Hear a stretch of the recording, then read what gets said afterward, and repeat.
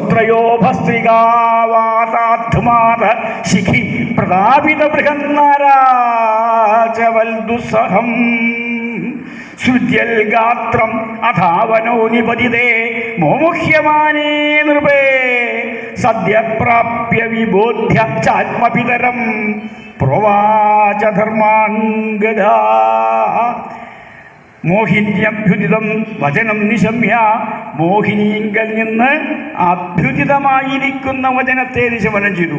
മോഹിനിയിങ്കൽ നിന്നുണ്ടായിട്ടുള്ള വാക്ക് അത് നിശമനം ചെയ്തു. കേട്ട് കഴിഞ്ഞപ്പോഴോ ശുദ്ധ്യൽ ഗാത്രം ശുദ്ധ്യത്തായി തീർന്നു.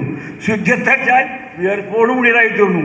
പറയുമ്പോൾ താമസം ഉണ്ടാവുന്നല്ലാതെ കണ്ട് ഇതൊക്കെ പെട്ടെന്ന് കഴിഞ്ഞ് ആ കഠിനഹൃതിയായിട്ടുള്ള വാക്ക് കേൾക്കലും തൻ്റെ പുത്രൻ്റെ കഴുത്ത് തൻ്റെ മടിയിൽ വെച്ച് തൻ്റെ വാലുകൊണ്ട് തൻ്റെ പ്രിയതം നോക്കിയിരിക്കുമ്പോൾ കഴുത്ത് മുറിക്കുക, അതല്ലെങ്കിൽ ഈ ഭക്ഷണം കഴിക്കുക, ഇത് രണ്ടും എനിക്ക് ഇഷ്ടം ചെയ്യാത്ത.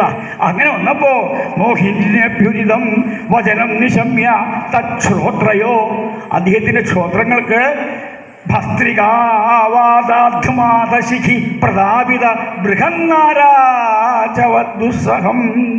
അങ്ങനെ തീർന്നു അദ്ദേഹത്തിന് രണ്ട് ശ്രോത്രങ്ങളെ.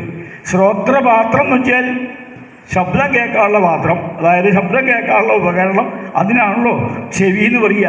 ആ രണ്ട് ചെവികളിലും എങ്ങനെ ഭസ്ത്രികാവാദാത്മാത ശിഖി, ഭസ്ത്രികാവാദത്താൽ ധ്മാതമായിട്ടുള്ള ശിഖി, ഭസ്ത്രിക ഊലയ്ക്ക് വെച്ചിട്ടുള്ള എഴുത്താണി. നാരാജം വെച്ച എഴുത്താണി. ആ എഴുത്താണി രണ്ടെണ്ണം ഒരുമിച്ചെടുത്ത് രണ്ട് കുടില്, ആ രണ്ട് കുടിലുകൊണ്ട് ആ എഴുത്താണി രണ്ടും തീയിലിടുക.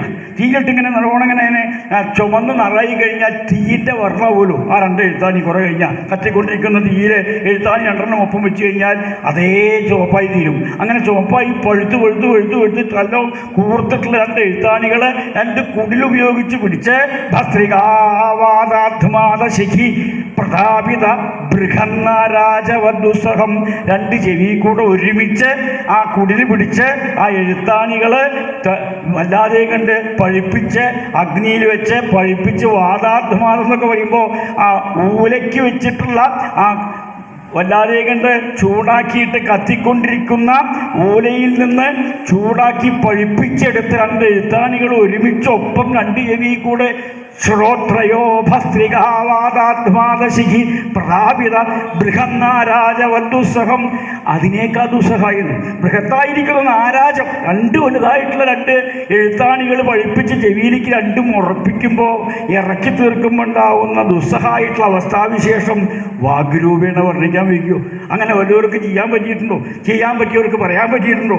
അത് വിചാരിക്കുകയാണെങ്കിൽ അതിനേക്കാൾ ഏറ്റവും കഠോരമായി തീർന്നു അദ്ദേഹത്തിൻ്റെ ആ ശ്രവണമുടങ്ങളിലേക്ക്. മോഹിന്യഭ്യുദിതം വചനം നിശമ്യ മോഹിനിയിങ്കൽ നിന്ന് ഉചിതമായിട്ടുള്ള വചനത്തെ നിശമനം ചെയ്തപ്പോൾ ശുദ്ധ്യൽ ഗാത്രം ശുദ്ധത്തായി തീർന്നു. വല്ലാതെ കണ്ട് കുട്ടുകുട്ട് വിയർത്തു വല്ലാതെ കണ്ട് മോമുഹ്യമാനേ നൃപേ മോമുഹ്യമാനേ നൃപൻ മോമുഹ്യമാനനായിരിക്കുന്ന സമയത്തിങ്കൽ മോഹാരസത്തോടു കൂടിയവനായി തീർന്നു. പെട്ടെന്ന് ഇതൊക്കെ പറയേണ്ട ആവശ്യമുണ്ടോ?